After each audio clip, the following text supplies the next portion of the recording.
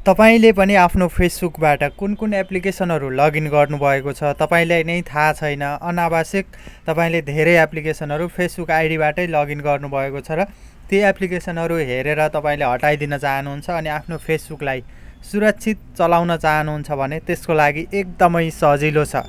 त्यसको लागि तपाईले आफ्नो मोबाइलमा रहेको फेसबुकलाई ओपन गर्नुहोला। त्यसपछि प्रोफाइलमा जानुहोला फेसबुकको।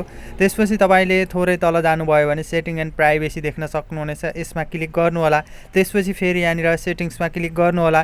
त्यसपछि तपाईले यहाँनिर थोरै तल जानुभयो भने थोरै तल खोज्दै जानुभयो भने तपाईले यहाँनिर एउटा अप्सन भेटाउन सक्नुहुनेछ। त्यसको लागि तपाईँ यहाँनिर तल गइसकेपछि तपाईले देख्न सक्नुहुनेछ एप एन्ड वेबसाइट। यसमा क्लिक गर्नुहोला।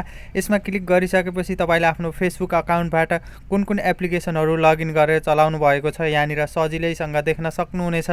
अब यसलाई यदि तपाईले हटाइदिन चाहनुहुन्छ भने अब कुनलाई हटाउन चाहनुहुन्छ त्यसमा तपाईले चुज गर यहाँबाट।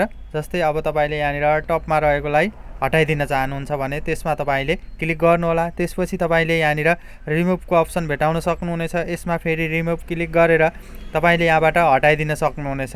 यसरी तपाईले अनावश्यक एप्लिकेसनहरू आफ्नो फेसबुक अकाउन्टबाट लगइन गर्नुभएको छ र चलाइरहनु भएको छैन ती एप्लिकेसनहरू अहिले भने यसलाई सजिलैसँग हटाइदिन सक्नुभयो। अनि यस्तै भिडियोको लागि like, comment, share and follow गर्न नभुल्नुहोला। तपाईको कुनै पनि सोशल मिडियामा अथवा मोबाइलमा समस्या परे